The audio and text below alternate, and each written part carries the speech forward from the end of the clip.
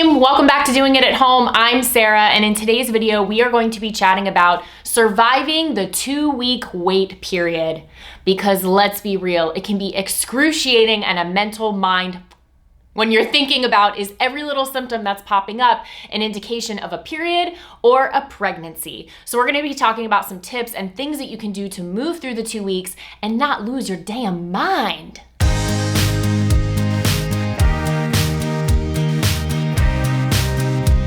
So just to recap, or if you're new here, Doing It at Home is your place for empowering home birth content. So if you are interested in that and you want more, make sure you hit subscribe, hit the notifications, give us a like below, comment, and engage with us further. All the ways you can do that are in the links in the video description. The 2-week wait period, what is it? Well, I didn't really know what it was until a couple of years ago, and I've had a uterus my whole life. Side note here, one thing that I have found is the sexual education that we receive when we are younger is horrendous. I have yet to meet one adult who has told me, yeah, I had really great sex ed when I was younger. It was thorough, it was non-biased, it totally wasn't sexist, and I feel overall very equipped to be engaged in sexual activity and to know what's going on with my body and my sexual organs. I have yet to meet a human being on the planet with that sort of story. So if you feel like you were severely slighted in your sexual education experience, you are not alone, my friend. So I think it is a great time to educate yourself, to learn more about your body, particularly when you are trying to conceive or open to conceive in your child rearing years. I think it's a really great thing to learn about your body and to learn everything that it does. And I will put a little caveat here to not over-educate yourself, to really know your personality and know when going down the rabbit hole, so to speak, is not so beneficial for you to kind of over-educate yourself, because I think there is a place where we go too far and we become way too cerebral and way too mind-focused about it. And being in our heads is really the type of space that creates that anxiety, creates the stress that puts those blocks in our life experiences in general, including making and having a baby. So that 2-week wait period is defined as the time between your ovulation and when you have either a period or a pregnancy. So it's 2 weeks most of the time for most people, where you're kind of in limbo emotionally, physically, mentally, spiritually, and you're wondering what's going on. And you might be hyper, super sensitive and vigilant to everything that is going on in and around you. And you think everything that happens is an indication of either being pregnant or having an upcoming period, because isn't it just so fascinating and so not stress-inducing that a lot of the things that indicate pregnancy also indicate a period? They are pretty much side by side the same paralleling symptoms. So you've got all of that going on, and then I don't know if it's just me, but I feel like too, especially being in an open to conceive journey, everything smells like semen. No? No one else? I feel like I just smell semen all the time, everywhere, all around me, just semen. So it's these 2 weeks where you're just sitting around waiting, wondering, am I gonna start bleeding or am I gonna have a baby? Not a big deal, right? And then there's this terminology linked with it too. DPO, BFP, WTF. What is all of this stuff? So if you didn't know, quick glossary points of information here. DPO is days post-ovulation. So those are the days after you have ovulated. So if someone says, I'm 4 DPO, that means I'm 4 days past my ovulation. And then there's BFP, big fat positive, referred to as the pregnancy test when it has the positive indicator, BFP. So those are some helpful terms in case you see those on the blogospheres or in comments or in social media and you don't know what that means.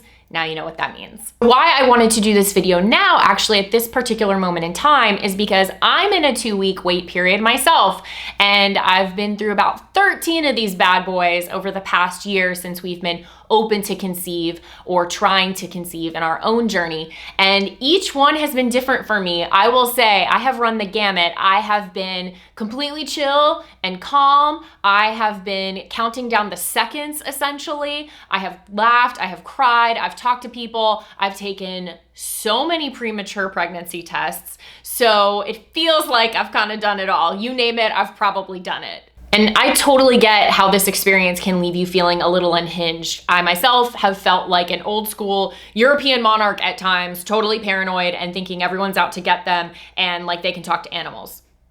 I don't know if that's actually what European monarchs did back then, but I've read some stuff and there was some crazy stuff going on. With about 13 plus of these under my belt, I have seen the patterns over time and I have seen the difference in what's been helpful and not so helpful. Effective, not so effective. So I'm gonna give you my top 7 tips for moving through the 2 weeks. Number 1, journal about it.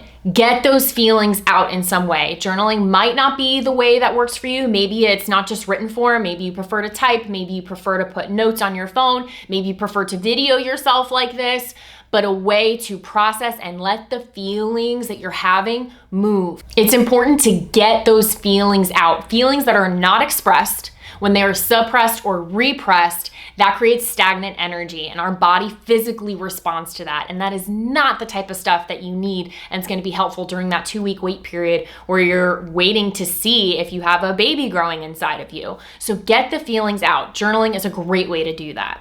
Number 2, and another great way to process the feelings and emotions that you're having is talk it out with someone, ideally someone who is in a positive space and can support you with where you are. So a friend or loved one, maybe someone who can empathize and have compassion for your experience because maybe they went through it themselves. One thing I'll add here is to kind of choose and know within yourself when it's appropriate and most effective and most helpful for this to be your partner. Because this is just from my experience, sometimes Matthew is not the best person for me to express and unpack these things with because he is so close to the experience. He's in the journey with me. So depending on where I'm at and where he's at, I might choose someone else to talk it out with so that when I do come back around to him and we can talk, I'm in a more empowered space about it. That's just something that your discretion that you can choose to do from conversation to conversation. But I will say, I do not think personally that your partner is the number one person every single time. They might be at some times, but I would offer an alternative or a possibility that other people could be just as supportive and you don't have to be talking to someone who's so close to the situation and potentially has their own emotions that they're going through. Number 3, move your body, be in motion in some way. Maybe that's working out, maybe it's running, going for walks, yoga, dancing is really great for getting feelings and processing stuff out. Even if you're not a great dancer, it doesn't matter. Do it with no one else around. Put on your favorite song and dance around the room. That's one of my favorite things to do. Number 4, meditation. And you might see meditation suggested in a lot of realms of health and wellness. That's because there's something to it. So if you've never done it before or you've been resistant in the past, this is a really great time to embrace that and do it in a way that works for you. It doesn't have to be exactly the way that you've seen it done in other realms. So it could be guided or unguided. It could be to music. It could be to a YouTube channel walking you through a meditation. It could be for 5 minutes, 10 minutes. It doesn't matter, but some sort of mindfulness practice where you're quieting yourself, you're getting still. That is a really great practice in terms of getting present, being grateful, and it takes your mind out of the situation of the waiting game. Number 5, eat well. This is something to do in all seasons of your life, but particularly in the 2-week wait period. I suggest it because it's an act of loving on yourself. So nourishing yourself in a healthy way, mothering yourself, and drink lots and lots of water. Always drink water. Number 6, avoid premature pregnancy tests. And I know you might say, Sarah, I'm gonna do what I wanna do. Don't tell me what to do. The fact that you're actually telling me not to do it, I'm gonna go do it. I get it, you do you. I will just say for me and my experience in the 13 plus 2-week wait cycles I've gone through, when I took that premature pregnancy test, when I took the test before any real signs of any sort of symptoms, or when it was really not in that window of possibility of being accurate, but I just needed to do it because my mind needed an answer and I needed to do something, it wasn't helpful and it didn't leave me feeling any better on the other side of it. So I offer that just on some of my personal experience because especially if it's very early, what's it gonna really do? What's it really gonna give you? So even if the tip isn't avoid the pregnancy test altogether, maybe take a more intentional approach to the pregnancy test and ask yourself why you're taking it, what you're getting out of it, and will you really feel better on the other side of it depending on the result of the test. And number 7, laugh.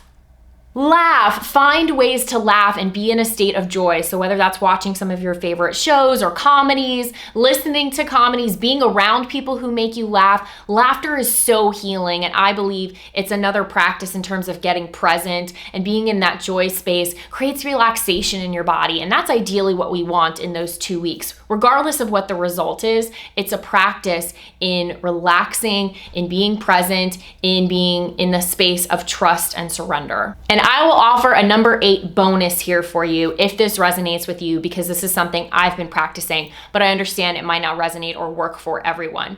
So I have opened up dialogue and communication with my future baby. I'm a firm believer that becoming pregnant is a mutual selection process in which the being, the spirit, the soul chooses us just as we choose them.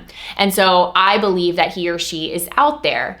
And opening up that dialogue and communication has been very healing for me, even before he or she is in the womb. So if that's something that resonates with you, to open up that dialogue, maybe you just talk to him or her in the day as you move about your business, or maybe you start a journal or start writing letters to them. But for me, it's been very personally healing and allowed me to lean more into the faith of this process, of this experience, and of this soul choosing us. It's definitely given me peace in times of uncertainty and frustration. If you yourself are in a 2-week wait period, or you're due for one soon, or you know someone who is going through one or soon to go through one, please drop your comments below. Share what's been helpful for you in your own journey. If you took anything out of this video, if anything resonated with you, please let us know. Reminder to subscribe to our channel, like this video, drop your comments below, and I'm sending you all the love and best wishes in your 2-week wait period, wherever that is for you and however you're feeling. Just know that I'm surrounding you with love and giving you a big hug. Thanks so much for stopping by. We'll see you next time. Bye. Do